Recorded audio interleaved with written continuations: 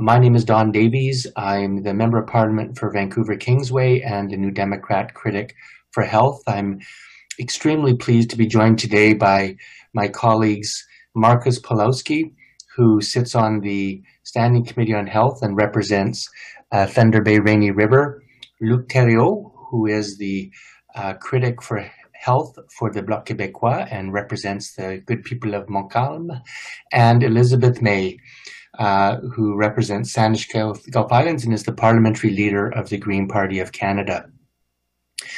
Now, those of you who have spent time on the Hill may appreciate the unusual nature of this news conference.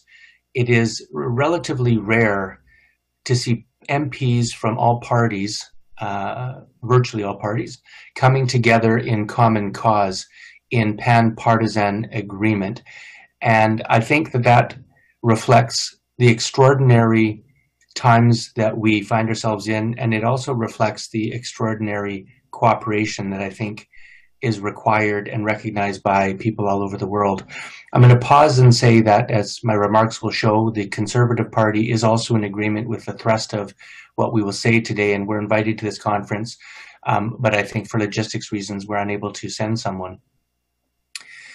We're here today to join voices in common cause to call on the Canadian government to immediately support the call of dozens of countries around the world upon the World Trade Organization to waive trade rules on intellectual property that are working to prevent countries from producing COVID vaccines who have the ability to do so.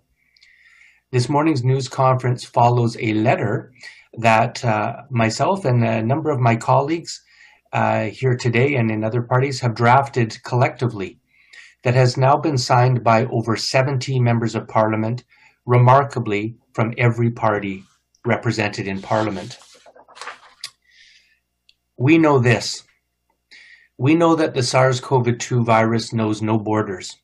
It can spread easily, and it is a global problem. We know that it mutates, and that the longer we take to vaccinate everyone on Earth, the more vulnerable everyone is to new variants. As has been said repeatedly, no one is safe until everyone is safe. I listened to Peter Singer, who's an advisor to the World Health Organization yesterday, describe the situation in, I think, a very powerful way. He said it's like there's 1 million bonfires all over the globe, and the embers of those fires are spreading everywhere. There is a profound issue of equity. We believe that all humans have a right to be protected, whether they live in poor, developing, or developed countries alike.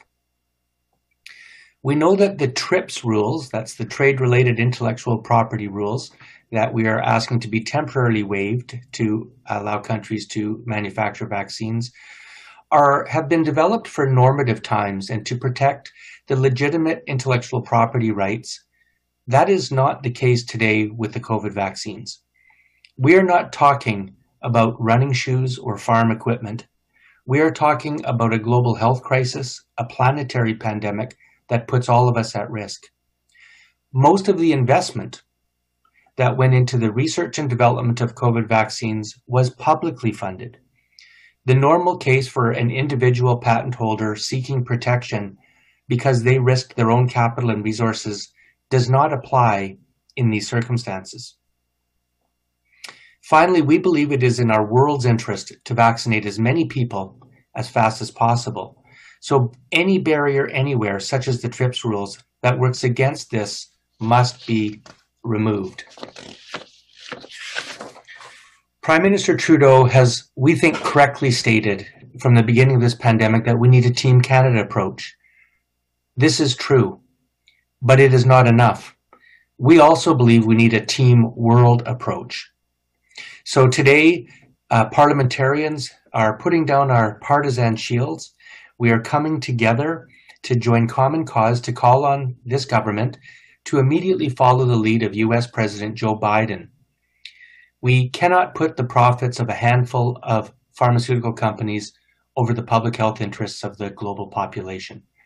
Every day that we wait, humans get infected. Every day we wait, humans die. And so we're calling on the Canadian government to immediately add its voice to all of those calling for a removal of the TRIPS barriers temporarily to allow every country anywhere who has the ability to produce COVID vaccines to protect global health. Thank you. I will now turn the microphone over to my great colleague, Marcus Powlowski. Thank you very much, Don. Je vais parler en anglais, mais avant ça, je veux dire remercier pour tous nos collègues de Québec qui ont signé cette lettre-là. Alors, thank you very much, Don, for doing this. As a doctor who's worked a lot of years in developing countries for poor people, I certainly appreciate the importance of this and also the political significance of the fact that we have people from all parties joining together to do this. I also want to thank someone who's not here, and that's Nathaniel Erskine Smith. I feel a little bit guilty about that because Nate has contributed at least as much to this as I have. We all agreed, though, that we would only have one person per party, and Nate graciously suggested that it be me. Thanks to you, Nate, for that. Too bad for the press because I think Nate's a better speaker than I am. Now, we actually started this letter and distributing this letter before the Biden announcement, the great Biden announcement, and we were caught a little surprised by the fact that the Americans beat us to it. Now, like most Canadians, I don't really like it when the Americans beat us at anything, but I think in this instance, I'm actually pretty happy that they beat us to it. I'd like to thank the MPs from all parties who've signed this letter. I think there were others who may have liked to have signed, but for one reason or another didn't. I think it's still open to signatories. I think it's really great to see so many MPs willing to put their compassion for others above partisan politics. And I think that's really what's happened with this letter. The pandemic ought to be something that brings humanity collectively together.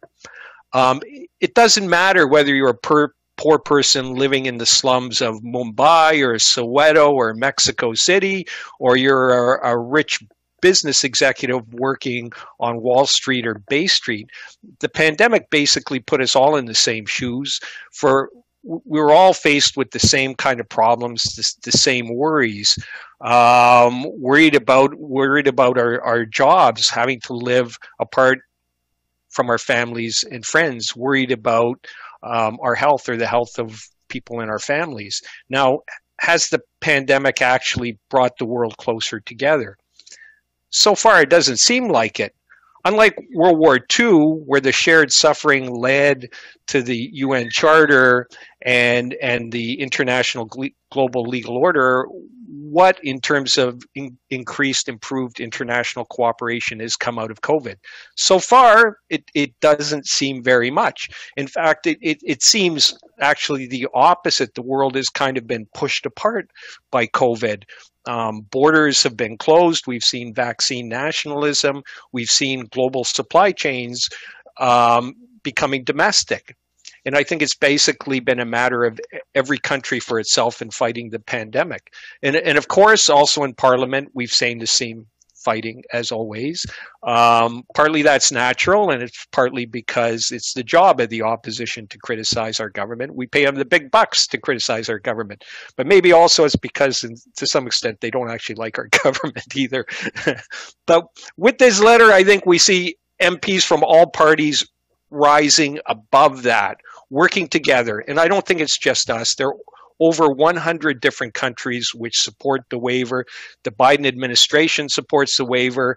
In a recent similar letter, almost 400 EU parliamentarians signed a letter.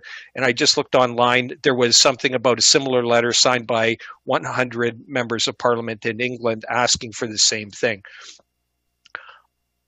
I absolutely believe in the value of patent protection. It's a good thing. It helps in general our society. And I think we also have to collectively give a big debt of gratitude to the vaccine producers who really were some of the heroes in this pandemic. Now, they're going to make their money one way or the other. But I think that the waiver is absolutely the right thing to do, because absolutely nothing should stand in our collective goal of humanity, which is ending this pandemic. Thank you very much. Thank you, Marcus. Monsieur Thériault, allez ici, s'il vous plaît. Merci beaucoup, Don. Alors, d'entrée de jeu, je voudrais dire que tout le caucus du Bloc est unanime derrière la démarche de ce matin et la lettre. Vous savez, une épidémie, on peut y faire face localement ou nationalement, mais la COVID-19, c'est pas une épidémie, c'est une pandémie. Alors, soit on s'y attaque de façon planétaire, soit on n'en viendra jamais à bout. À titre d'exemple, si on pense à nos frères et sœurs haïtiens, au moment où on se parle, Haïti n'a reçu aucune dose pour protéger sa population. Aucune. On peut pas s'empêcher de craindre qu'émerge un variant haïtien. Des exemples là, comme ça, là, ça se compte par dizaines. On voit ce qui se passe en Inde, on voit ce qui se passe au Brésil, où une forte concentration de gens infectés et non vaccinés a entraîné une mutation du virus et un nouveau variant. S'il faut que nos vaccins soient impuissants contre un éventuel nouveau variant, ben on va revenir à la case départ. Alors, l'appel qu'on lance aujourd'hui, c'est plus qu'un appel à la solidarité, c'est une mesure de santé publique pour protéger nos populations. Au moment où on se parle, l'initiative COVAX a distribué 53 millions de doses dans 121 pays. C'est mieux que rien, mais c'est très peu quand on sait qu'il y a 8 milliards d'humains sur Terre. Actuellement, là, tous les pays du monde sont en concurrence pour obtenir les vaccins qui sortent d'un nombre trop limité d'usines. Les pays qui ont le moyen de se payer le vaccin se servent en premier et les autres sont derrière la file, avec le risque d'un nouveau variant qui s'y développe. Alors, il y a des usines de fabrication de vaccins qui auraient la capacité de produire, mais qui ne peuvent pas le faire parce qu'elles ne détiennent pas les brevets ou les licences. En Inde, en Afrique du Sud, au Brésil, par exemple. Alors, l'accord sur les droits de propriété intellectuelle qui touche au commerce, conclu là, à l'OMC, a justement été conçu pour une telle situation. Conclu, rappelons-nous que lors de la crise du sida, là, qui faisait rage dans le continent africain, cet accord permet de lever temporairement la protection des vaccins, des brevets, pour permettre aux pays en développement de faire face à une crise de santé publique. Cet accord contient des mécanismes de contrôle pour éviter que ces médicaments ne reviennent pour être vendus dans les pays riches. Ça vient protéger l'essentiel du marché des entreprises pharmaceutiques. Alors, quand les pharmaceutiques font valoir leurs droits exclusifs pour s'opposer à cette levée partielle des brevets, ben, elles oublient que les gouvernements ont investi des milliards pour les aider à développer les vaccins. Et même si plusieurs détenteurs de brevets sont des entreprises américaines, le gouvernement Biden appuie leur levée. Et hier, l'Assemblée nationale du Québec a été unanime pour adopter une motion présentée par des députés de tous les partis. Et je cite, que l'Assemblée nationale salue et appuie la décision du président des États-Unis d'appuyer la résolution présentée à l'Organisation mondiale du commerce visant à suspendre les brevets des vaccins contre la COVID-19. Fin de la citation. Alors aujourd'hui, nous demandons simplement au gouvernement du Canada d'en faire autant. Merci. Merci, Luc. And finally, but not least, Ms. May, the floor is yours. Merci, Don, et merci à tous mes collègues. Merci à Luc pour votre caucus. Je suis tellement heureux de reconnaître que votre caucus, comme nous, comme Verts, nous sommes unanimes dans cette position que c'est absolument essentiel pour l'humanité, pour la santé de l'humanité, d'avoir un changement dans le règlement de l'Organisation mondiale du commerce. As Greens, we are also united and so grateful for the non-partisan spirit that so many members of Parliament have signed this letter. I go back to the origins of the TRIPS agreement. It was part of the Uruguay round. I've often commented that if we cared as a community of nations as much about climate as we care about protecting intellectual property, we would have treaties that actually worked. TRIPS agreement is very forceful, and an exemption in this case is well required for the health of all. It's a matter, as Donna said, it's fairness.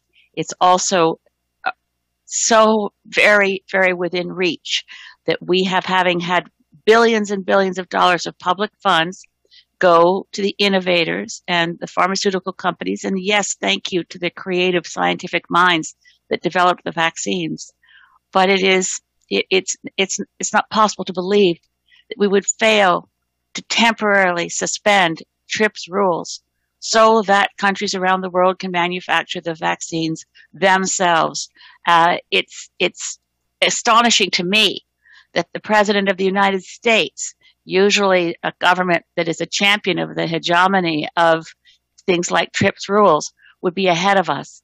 We note, and I note, that when asking Minister of Health Patty Hajdu about this the other night in our emergency debate on the COVID crisis in Alberta, that was when I realized, of course, it's not Patty Hajdu that decides, it's Mary Ng, it's the Trade Department people.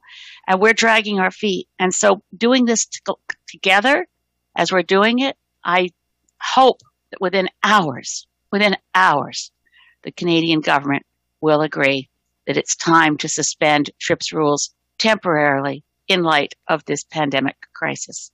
Merci. Thank you, Elizabeth. Now we'll turn it over to any media for questions. If you have a question, please indicate by using the raised hand function. Si vous avez une question, veuillez l'indiquer en utilisant la fonction main levée. We now go to Boris Proulx. Nous allons maintenant à Boris Proulx. Merci. Ma question est très simple. On a compris que, à part adopter une motion à la Chambre des communes, ce qui n'a pas fonctionné hier, quelle action concrète le gouvernement pourrait prendre et quel genre de leadership vous attendez du Canada?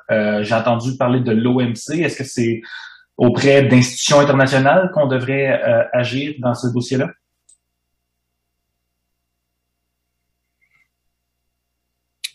Who would like to field that?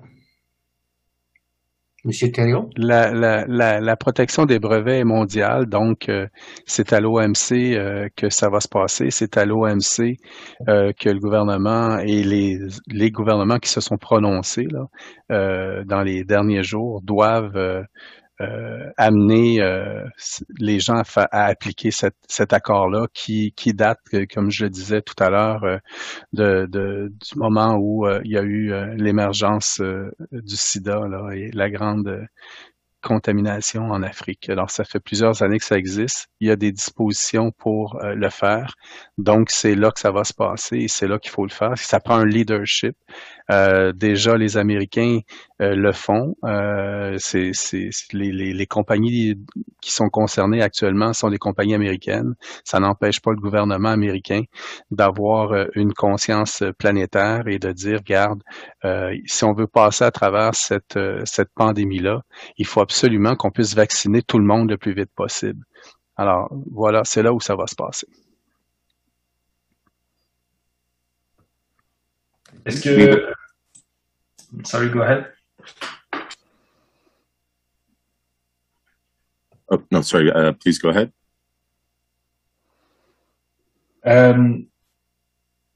Merci, je voulais juste savoir si il y a des considérations de protection des droits de propriété. Si vous avez quand même des craintes par rapport à au fait que si on revient sur les grands principes de droit de propriété, ça pourrait nuire en fait à l'innovation ou ce genre de choses. Est-ce que vous pensez que c'est quand même compatible? Écoutez, on parle ici d'une exception qui est déjà prévue dans cet accord-là.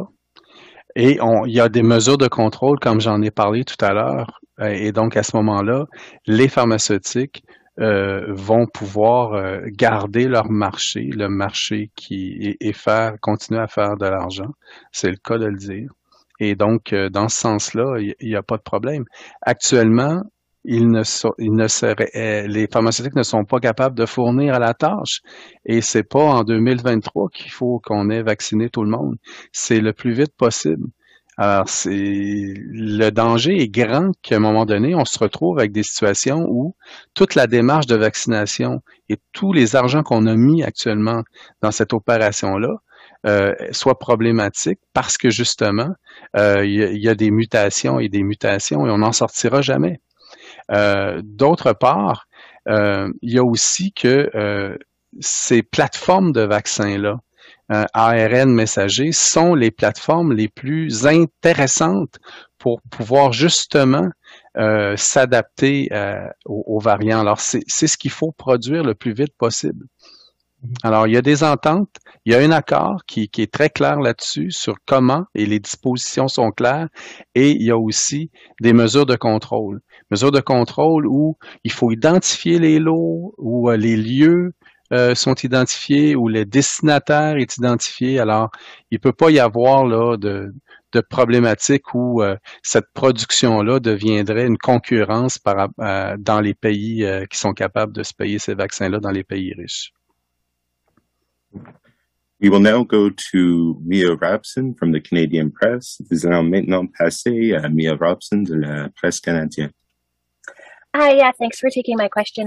Curious what your thoughts are on the proposals Canada did make, sort of avoiding having to do something about the waiver, but pushing countries and the WTO to find the ability or the sort of manufacturing capacity that did exist to ramp up production, and whether a waiver would actually overcome the barriers to manufacturing that maybe Canada saw itself, the fact that we are not actually producing vaccines here despite having at least some capacity to do so. Just wondering if any of you could weigh in on that. Well, maybe I'll start off with that. It's a pretty complex global, I think, environment. There's a lot of pieces to this.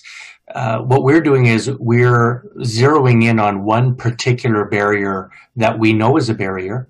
It's been identified by countries as a barrier. South Africa, Brazil, and India have been asking for months to have the TRIPS rules waived. And as we've heard, I think there's about 100 countries that have signed on. So that one particular barrier is something that we know is preventing certain countries who do have the ability, the technical ability to produce vaccines from doing so. You know, countries like India and Brazil have very, very large pharmaceutical manufacturing capacities. They simply don't have access to the technology or the intellectual property. But were they to get that, then they would be able to be producing tens of millions of doses of vaccines. So the other thing I would say is I think it's a fair criticism to say that a number of countries, and I'm sorry to include Canada in this, but I must, have been stalling that process. It's not complicated. I know that Canada's position for the last several months has been that we're not for the waiver, we're not opposed to the waiver. We keep asking these countries for more information. To me, that's disingenuous. There is the basis of the request that's being made is clear. The ask is clear. What the consequences would be is clear as well. And so I think that speaking for the New Democrats, we're asking the Canadian government to take a strong step forward to quit delaying and to add their voice along with that of the U.S. President Joe Biden and the rest of the world. If I could just add, it's been some months that countries like Pakistan, Mozambique, Kenya have been asking for this waiver, and I completely agree with Don. It's shameful It's absolutely shameful that a handful of wealthy countries can get vaccines for themselves and are denying a simple waiver on a temporary basis. And then there are other challenges. Absolutely right, Mia. There's challenges of the capacity for countries to manufacture, but it does remind me, as Luc has reminded us, of the AIDS crisis in Africa, and when pharmaceutical companies, for their own profit motives, withheld life-saving treatments for AIDS in Africa. And it took a lot of work, and I remember large foundations like the Clinton Foundation negotiating with Big Pharma to bring down the price, as much as pharmacare would work that way in Canada, bring down the price through bulk buying. But in a massive global pandemic, I mean, it was shameful enough when it was AIDS in Africa. This is desperate that we move fast. And I'm absolutely amazed. I'm sure many journalists on this call are aware that what the United States has just done is a complete turnaround on usual U.S. policy. And Canada must run to catch up. Now, let me preface my remarks by saying I speak for myself. I don't speak for the Liberal government. It's a good question, and there are certainly other ways we could address the shortage of vaccines in developing countries. There's certainly voluntary agreements. There's already the opportunity for compulsory licensing, which is allowed under the TRIPS agreement and reaffirmed by the Doha Declaration. These are possibilities, and some have argued that we could use these in order to vaccinate more people quickly. However, why would India, South Africa, Brazil be asking for the waiver if they thought they could do it just as fast by compulsory licensing? And certainly, people have said that's a very cumbersome, slow process. I think we all have to agree, given the severity of the epidemic, that maybe it requires faster solutions, more extreme solutions, and I think politically there's an importance in showing global solidarity, that when people are literally dying en masse in places like India and South America, that we stand for what's right, which is getting the vaccines out there as quick as possible, rather than putting the economic interests of vaccine makers ahead of that. Now, having said that, vaccine manufacturers are going to make a lot of money over the pandemic, and this is a temporary measure, and I don't think any of us is asking for any permanent dropping of patent protection. This is a temporary thing, and if there is a time that we're going to take extraordinary measures, certainly this is the time during a pandemic. Thank you. I'm just wondering, as a follow-up, if we look at India specifically, the Serum Institute, they have a license to produce AstraZeneca. The limiting factor there isn't that they don't have the formula or the intellectual information. The limiting factor there is the raw materials. So how much of this is also about waiving export controls so that the places that might be able to manufacture these vaccines can actually get the materials they need to do so? Because having the formula isn't going to make vaccines. They actually need the materials as well. Well, that's true. Well, of course, they have access to the AstraZeneca vaccine because I believe the Oxford AstraZeneca project voluntarily made their intellectual property available to any country that wanted to manufacture. I don't think that's the case with the messenger RNA intellectual property.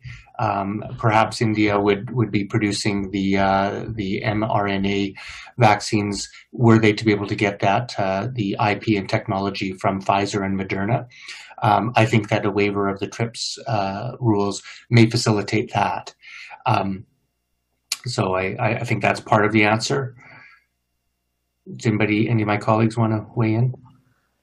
Yeah, it's a good question, and I think certainly the waiver applies, I would have thought, to all intellectual property rights which affect the production of vaccines, which could include the precursors and the raw materials in order to make the vaccine. So And I don't think this has actually been finalized before the WTO, but I would think that the waiver ought to apply to the raw materials and things required in order to make the vaccines. Thanks.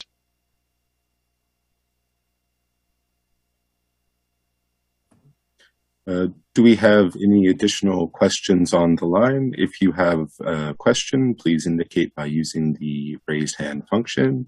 Avons-nous des questions supplémentaires sur l'appel? Si vous avez une question, veuillez l'indiquer en utilisant la fonction main levée. Nous allons maintenant à Boris Proulx pour une question supplémentaire. Merci de prendre mon autre question. Je vais la poser dans les deux langues.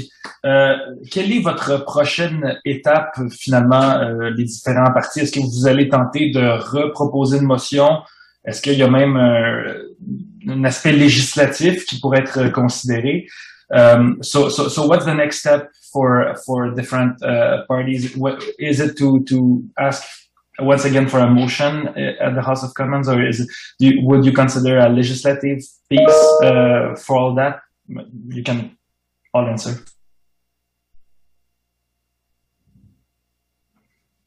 Go ahead, Elizabeth. Oui, merci, Boris. Je pense que nous sommes proches à une décision favorable de notre gouvernement, j'espère. I found the response I got in Parliament. What night was it now? I guess it was Tuesday night, to our Honourable Minister of Health, Patty Hajdu. Her response suggested that the negotiations were moving along in a good direction. I have a sense that as parliamentarians, raising public awareness now is the most efficient thing to do. And I really do think with the strong, nonpartisan approach of so many members of Parliament that we can be encouraging to Minister Ng. And if there is, I've found historically, there's a strong group of our civil service who have negotiated these agreements and may, perhaps if the decision making was with the Minister of Health instead of with the Minister of Trade, the decision would be made already. I hope it will be made very, very soon, and in the direction of course, granting a temporary suspension of the TRIPS rules in relation to COVID vaccines.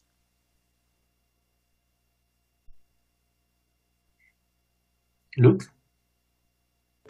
Si je peux me permettre, déjà hier avec les motions qui ont été discutées, pas discutées, mais présentées en Chambre, après le gouvernement s'est dit ouvert là, à regarder ça. Je pense que les choses avancent. Je pense aujourd'hui qu'il y avait peut-être une autre tentative. Là, on est ensemble. Je ne sais pas si il y aurait eu une motion qui serait passée aujourd'hui. Il reste que, je pense que c'était technique, peut-être l'opposition là, des gens qui ont dit non hier. Je veux dire, c'est pas par la voie législative, là, c'est beaucoup trop long. Il faut agir rapidement. C'est vraiment à l'OMC.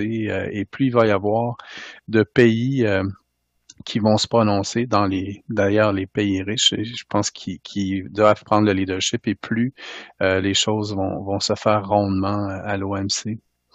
Alors, c'est là que ça doit se passer, et ça peut se passer assez rapidement.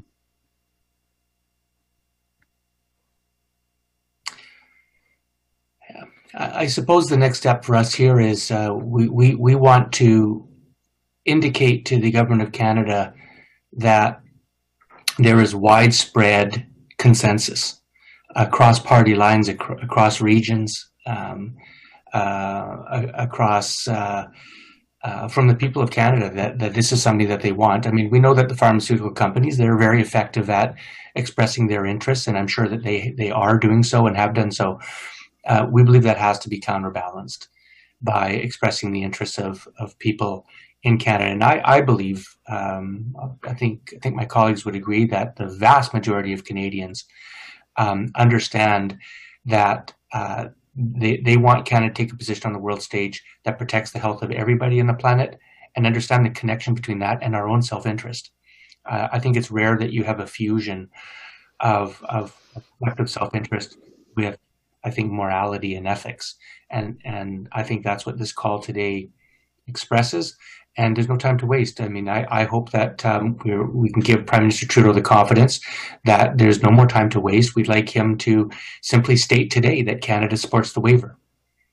And I must say with Ms. May as well, I hear the ministers of the Crown, they're equivocating a bit, and there seems to be a pause or a caution or reluctance to come out and just say that. I think it's a very important signal to the world.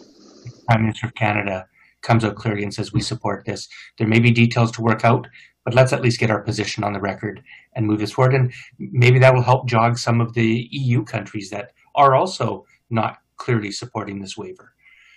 So hopefully we can add our voices together for the collective health of everybody. Alors, si je peux compléter, je dirais que Don a raison.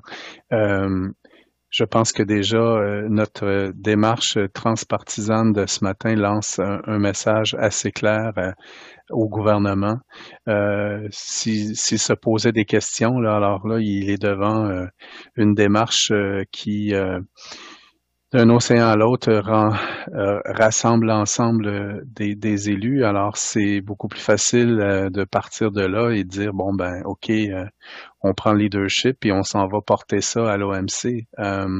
Donc, je pense que c'est pas rien ce qui se passe ce matin et ce qu'on vient de faire et la lettre qu'on adresse au gouvernement. Alors, on espère une réaction rapide et on va attendre la réaction qui devrait venir assez rapidement. I guess as the Liberal here, I ought to say something. Again, I don't speak for the government, but I think our government and our leadership's heart is in the right place. I think we do want to do the right thing.